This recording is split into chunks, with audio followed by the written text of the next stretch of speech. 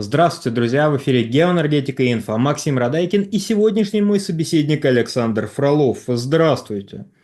Здравствуйте, здравствуйте. Олег Царев высказался по вопросу катастрофического роста тарифов на газ до уровня себестоимости. Далее цитата из его телеграм-канала. Скважины, трубы, система газопроводов «Газпрому» досталась даром. Наследие советских времен. Из-под земли идет газ бесплатно, амортизационных отчислений нет. Потребитель платит за газ деньги, затрат нет. Компания должна демонстрировать большие прибыли, но нет. Что сделать такую прибыльную компанию убыточной, надо сильно постараться. Цитата завершается. Александр, а вот вопрос. Некоторые штатские, некоторые зрители разделяют политику Олега Царева, что газ-то бесплатно идет, амортизации никакой нету, трубы-то все советские. Что вы скажете по этому поводу? Если господин Царев высказывался не в плане художественного некого преувеличения, а он искренне верит в то, о чем он говорит, то у меня, знаете, формируется чуть лучшее понимание того, почему бизнес в газовый бизнес на территории Украины, где господин Царев был депутатом Верховной Рады, пришел в то состояние, в котором он, вот, собственно говоря, сейчас находится. То есть, если вот это замечательное про «да бесплатно газ идет, да трубы от Советского Союза остались, да что вы тут рассказываете», если это не попытка, сыграть на незнании аудитории, поиграть в такой, знаете, легонький популизм тяжелого веса, то и если, еще раз, если он это писал искренне, если он на полном серьезе считает так, то давайте поговорим предметно. Да, если что. Речь там, что заставило господина Царева поделиться с нами своими знаниями в области добычи и транспортировки газа. Его заставили поделиться этими глубокими знаниями данные, точнее новости, которые прозвучали за последние пару недель о том, что, мол, в «Газпроме» хотят увеличить платежи за газ. Там, правда, речь, насколько я могу судить, идет о росте тарифов за транспортировку газа, в первую очередь для независимых игроков. Но это ладно, это мы сейчас возьмем, уберем в сторону и поговорим. Давайте начнем с того, как формируется цена газа в Российской Федерации. Она формируется не так, как формировалась, когда господин Царев был депутатом Верховной Рады на Украине. Тогда фактически государство спонсировало, точнее, субсидировало газовые тарифы, чуть ли не ниже себестоимости местами поставлялся этот газ. Со мной тут можно, конечно же, поспорить, потому что цена газа была порядка 750 гривен за 1000 кубических метров, соответственно. Была она довольно... Тогда доллар был что-то порядка 5 гривен, соответственно, вот можно посчитать, что это где-то $150. В принципе, это либо себестоимость, либо чуть ниже себестоимости, либо чуть выше себестоимости внутренней украинской добычи. Да, я сказал, что можно со мной поспорить, но я предлагаю еще задуматься вот о чем. Украина покупала газ у России, покупала его в довольно больших количествах, то есть на момент, когда господин Царев еще был депутатом, хотя он там был и депутатом в переходный период, как бы и после Майдана, вот до Майдана, прям до Майдана, перед Майданом, когда господин Царев еще был депутатом, ситуация выглядела следующим образом. Во-первых, был газ собственной добычи на Украине, который обходился, понятно, примерно, вот прям примерно, широкими мазками. Учитывая транспортную составляющую, учитывая расходы на добычу, про которые, видимо, господин Царев не знает, газ, по его словам, бесплатно идет. Да. Бесплатно идущий газ – это прекрасно. Откуда себестоимость берется, неясно, но, извините, я сейчас буду периодически заставлять себя не начинать изо всех сил ерничать и раскручивать, знаете, вот это ерничание до каких-то невероятных пределов, и буду возвращаться на магистральную линию своего рассказа. Итак, С учетом стоимости на устье скважины, с учетом расходов на транспортировку, на распределение, ну, где-то, наверное, долларов 100 этот газ обходился. Может быть, чуть больше. Вот, с учетом того, что все-таки крупных месторождений на Украине нет, а с другой стороны, газотранспортная система там довольно плотная, действительно доставшаяся в основном в наследство от Советского Союза, обновлявшаяся в меньшей степени, но это 20 миллиардов кубов. А Украина даже вот перед Майданом потребляла порядка 45 миллиардов кубических метров, то есть более половины ей приходилось импортировать.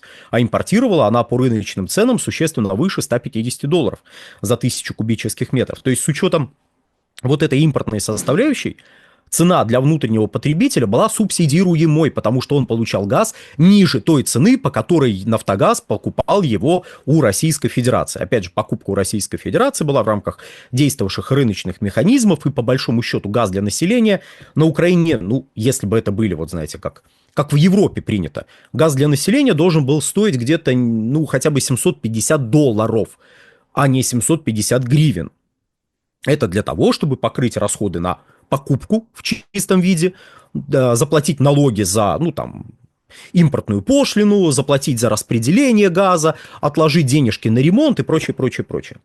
Вот, то есть 150, ну, примерно $150, которые платило население Украины за газ за 1000 кубов, это было ниже себестоимости, если мы берем и внутреннюю добычу, и плату за импорт газа. Но действительно, на Украине газотранспортная система не обновлялась. Точнее, конечно, строго говоря, там было новое строительство, там несколько расширилась эта газотранспортная система.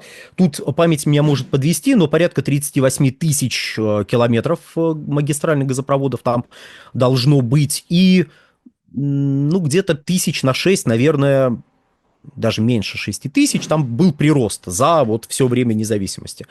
Может быть, не очень много, но и не очень мало, прямо скажем, для такой территории. То есть это в целом, ну, в целом нормально. Однако расходов на текущие ремонты, капитальные ремонты, на модернизацию было недостаточно на Украине. На Украине, когда господин Царев там был депутатом Верховной Рады.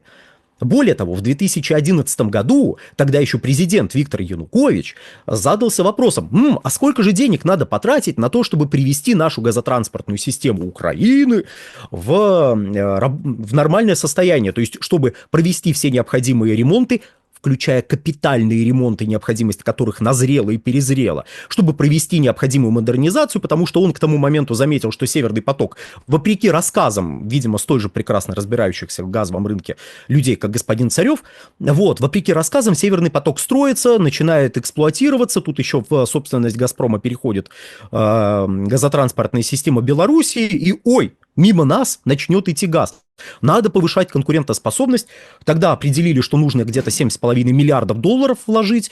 Эти деньги не были вложены. Это кроме текущего ремонта, еще раз. Текущий ремонт требует ежегодных вложений, притом вложений довольно существенных. То есть даже на Украине, даже во времена Януковича какие-то средства вкладывались в развитие газотранспортной системы, потому что что значит амортизационных отчислений нету? В смысле?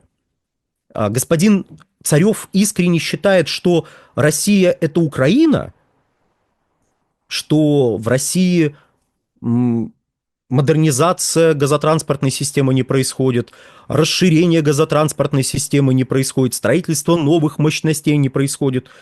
Я разочарую. К 2000 году, который, ну, завершал период не самый благополучный в истории Российской Федерации, к 2000 году протяженность только магистральных газопроводов на территории России, то есть не всех газопроводов вообще, а только магистральных газопроводов, протяженность приближалась к 150 тысячам километров. Там 148 и десятые доли. 148 тысяч. Давайте округлим, 150. Сейчас этот показатель приближается к 181 тысяче километров. Я думаю, господину Цареву хватит школьных знаний по математике, чтобы от 181 вычесть 150. Как минимум 30 тысяч километров Это не наследие Советского Союза. На самом деле, не наследие Советского Союза даже больше, потому что в нулевые годы обострился вопрос о необходимости, ну, капитальных ремонтов газопроводов. То есть протяженность газопроводов и прирост этой протяженности не равняется той величине работы, которая проводится на газопроводах, потому что газопроводы иногда надо, вы не поверите, обновлять. Иногда газопроводы необходимо, ну, как бы к уже существующим трубам пристраивать новые трубы. Понятно, что то, что я сказал, это в однониточном исполнении. И как бы вот в этой величине уже вот это, знаете, параллельно с уже действующей трубой, там какой-нибудь Баваненкова-Ухта, Ухта-Торжок, проложили Баваненкова-Ухта-2 и Ухта-Торжок-2. Это вот в однониточном исполнении это фактически удвоение вот этой магистрали произошло. Что такое, собственно говоря, в однониточном исполнении? Это, собственно, когда вы берете вот всех вот этих труб, протяженность, считаете совокупно. Вот. Но есть еще капитальный ремонт и действующих газопроводов. То есть часть газопроводов перекладывалась буквально. И без этого 30 с лишним лет эти газопроводы не протянули бы, я понимаю. У господина Царева, видимо, еще живые воспоминания про его чудесное депутатство. Извините, пожалуйста, но я вот буду периодически ерничать. Против господина Царева лично у меня ничего нету, но против его слов у меня есть довольно много. Сам по себе подход, который он транслирует на довольно широкой аудитории, я посмотрел, количество подписчиков у него там что-то 350 тысяч человек, это, возможно, люди, которые прям читают его, которые друг другу отсылают. Смотри, какие правильные вещи говорит. Какие он правильные вещи говорит. Он там сказал абсолютную чушь. И последнее. Цена газа для населения. Да, обсуждается не цена газа для населения. Обсуждается транспортировка газа и расходы на эту транспортировку. Потому что газификация до участков ведется за счет «Газпрома». Про убыточность компании мы уже здесь говорили, про причины, почему убыточная она оказалась. Мы уже говорили в годовом в финансовом отчете, это можно найти данные о списании активов, за счет которых в основном за счет которых и появился этот убыток.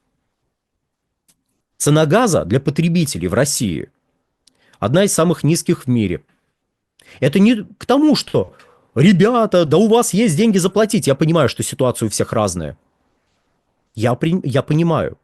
Еще раз, не надо противопоставлять тезис о том, что добыча газа сколько-то стоит, и тезис, что все должно быть бесплатно. Вот все. Нет, просто не бесплатно. Она сколько-то стоит. Вопрос сколько? Вопрос, сколько на это тратится? И вот у нас берется себестоимость добычи, себестоимость транспортировки, себестоимость хранения газа, себестоимость распределения газа, добавляется инвестиционная надбавка не очень большая. Все желающие могут зайти на сайт ФАС, Федеральной антимонопольной службы, и ознакомиться.